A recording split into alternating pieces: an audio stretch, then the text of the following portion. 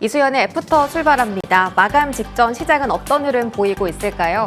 외국인들이 9월 들어서 유의미한 매수세를 보여주지 않고 있습니다. 9월에 굿바이가 아니라 사들이다라는 뜻의 굿바이가 나타날 수 있을까요? 자, 코스피 일중 흐름 체크해 보도록 하겠습니다. 요즘 장의 트렌드는 오전의 주도주와 오후의 주도주가 좀 다르게 갈리는 것 같습니다. 코스피, 코스닥이 낙폭을 키워가고 있고 특히 코스닥이 1.3%의 약세 흐름을 펼치면서 900선을 겨우 지지해주는 모습인데요. 기관은 양시장에서 매수를 늘려가고 있는 반면 외국인들은 매도세를 계속해서 확대하고 있습니다. 자, 오후장 들어서는 지금 석유화학 업종이나 철강 업종 같은 시클리컬 종목들이 다시 강하게 반등을 해주고 있는데 이런 부분도 염두를 해두시는 게 좋을 것 같습니다. 자, 오늘 테마 흐름 확인하도록 하겠습니다.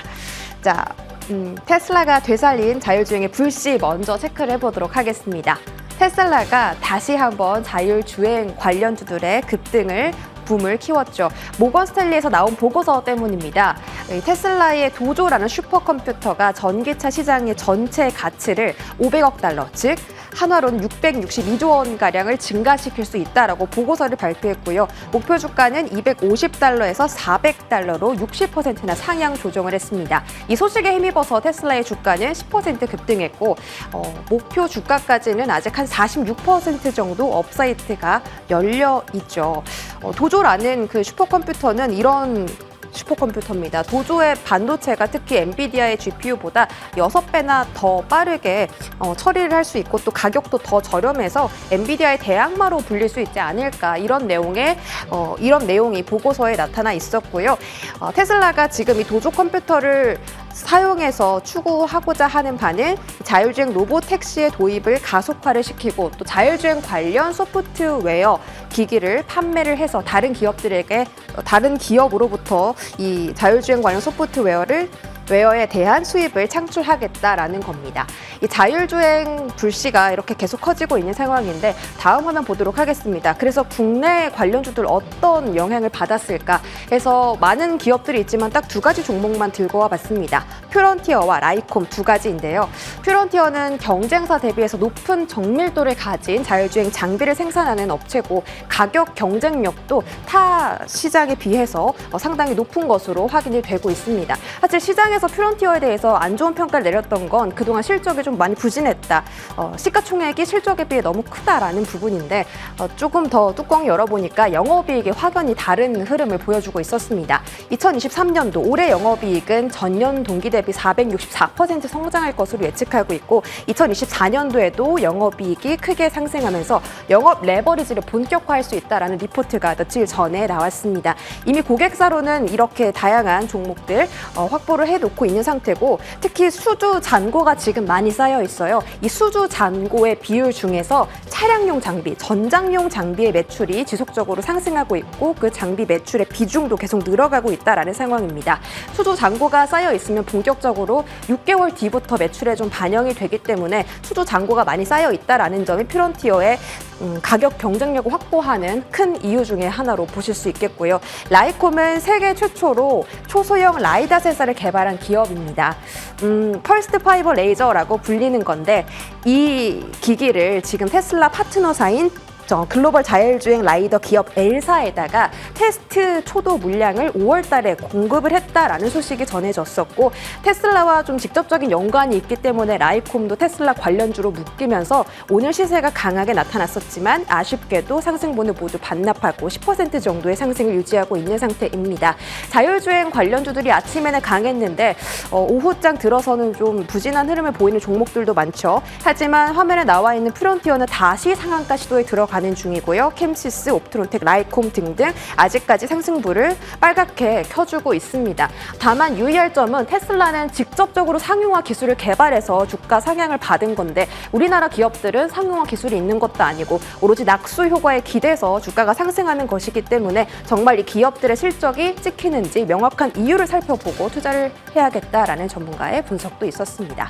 자, 다음 한번 보겠습니다. 오늘 아침부터 제약바이오 힘들이 강했고 최근 시세를 많이 많이 주는 쪽 바로 제약바이오인데요. 학회 일정이 많아서 한번 정리를 해보고자 들고 왔습니다. 9월 지금 진행되고 있는 게 세계 폐암학회고 유한양액이 레이저 티닙에 대한 효과를 확인하면서 오늘 주가 신고가 터치했다가 아쉽게 상승분을 반납하는 흐름 나왔고요. 브릿지 바이오테라퓨틱스와 ST큐브도 신약 항암 물질에 대해서 효과를 확인했다라는 소식 밝혔지만 주가는 화답하지 못하며 미미한 흐름을 연출하고 있습니다. 10월에 이런 소식들 유럽에서 학회가 있고 또 미국 면역 항암 학회도 11월 초반에 열리게 됐는데 이 유럽 학회와 미국 학회에 동시에 참여하는 기업이 있습니다. 바로 이 두 기업인데요. 티움 바이오와 GI 이노베이션입니다. 티움 바이오는 면역 항암제 임상 1상의 결과를 여기서 공개한다라고 하는데 이런 기대감 때문일까요? 티움 바이오도 오늘 장중 상한가 도달에 시도를 했었고 GI 이노베이션도 급등을 했다가 상승분을 아쉽게 반납을 한 상태입니다. 티움 바이오 지난주 금요일부터 시세가 좀 나오고 있기 때문에 바닥에서 올라오는 흐름이라는 것도 염두를 해두시면 좋을 것 같고요. 박셀바이오 이야기는 얼마 전에 전해드렸습니다. 간암 치료제에 대해서 효과를 확인했다라는 그런 구두의 발표가 있었는데 미국 간학회에서 다시 한번 그 입증을 발표한다라고 하니까 그 부분도 체크를 해보시면 좋을 것 같습니다.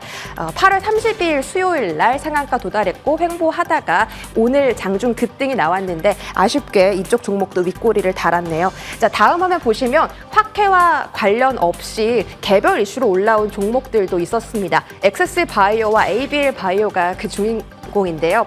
엑세스바이오가 미국의 디지털 헬스케어 전문기업인 큐라페이션트의 신주 지분을 확보했다라는 소식에 오늘 장중 상한가 시도 들어갑니다. 이 큐라페이션트라는 기업은 AI 기반으로 헬스케어 솔루션을 제공해주는 업체인데 그래서 그런지 앞으로 엑세스바이오가 신테카 바이오처럼 AI 모멘텀으로 묶여서 움직일 수 있지 않을까 하는 기대감도 형성되고 있는 상태고요. 특히 가장 핫한 챗 GPT를 활용해서 또 헬스케어 플랫폼을 보유하고 있다라니까 이쪽 모멘텀도 계속해서 체크해 보시기 바라겠습니다. 에이빌바이오는 기술 이전 효과로 창립 이후에 처음으로 흑자 내는 데 성공을 했는데 사실 상장 이후에 주가가 계속 박스권 흐름을 움직였던 그런 종목입니다. 이번 실적 개선을 발판 삼아서 앞으로도 좋은 주가 흐름을 연출할 수 있을지 함께 지켜보면 좋을 것 같습니다. 자, 마지막으로 내일 아이폰의 신작이 공개가 됩니다. 한국 시간으로 13일 새벽 2시에 아이폰 15 시리즈가 공개가 되는데 사실 이 중국발 리스크에 문매를 많이 맞았던 아이폰 부품 관련주들입니다. 하지만 뉴욕타임즈에서는 미국의 10대 고객이 90%가 아이폰 유저이며 중국 시장의 부진은 인도 매출로 커버를 할 수가 있다라고 하면서 이번 리스크 크게 무게두지 않아도 된다라고 얘기했고요. KB증권 쪽에서도 지금 공무원을 향해서 아이폰 금지령을 내렸는데 이게 민간인 쪽으로도 퍼질까 우려감이 많았거든요. 그쪽으로 확대 가능성은 낮다라고 평가를 했습니다. 다음 한 보시면 아이폰 부품 관련주들 리스트가 있는데요. 이 화면도 제가 전에 좀 설명을 드렸었습니다. LG 이노텍은 그 중국발 리스크가 터졌을 때 주가가 크게 급락했었고 지금 3일 정도 횡보를 보여주는 구간, 박스권 흐름을 잘 유지해주는 종목은 더구전자, 덕산 네오룩스, 하이비노 시스템 정도 체크가 되고 있습니다. BH와 이녹스 첨단 소재는 아직까지는 주가 회복을 해주지 못하고 있는 상태이기 때문에 보통 아이폰 신작이 공개가 되면 주가가 이틀 정도 급등을 하는 흐름이 역사적으로 나왔었는데 내일은 회복세가 나타날 수 있을지 이쪽 관련 종목들도 체크를 해보시는 게 좋겠습니다. 오늘의 흐름은요. 이녹스 첨단 소재 같은 경우는 강보합권에 머무르고 있고 사실 이 아이폰 이슈 자체가 내일 공개인데 오늘 시장에서 그렇게 주목도를 끌지는 못하고 있는 모습이 확인되고 있습니다. 애플의 주가는 $179 정도의 마감이 종가가 형성이 돼 있네요. 자, 내일 흐름도 함께 짚어보면서 이수연의 애프터 여기까지 정리하도록 하겠습니다.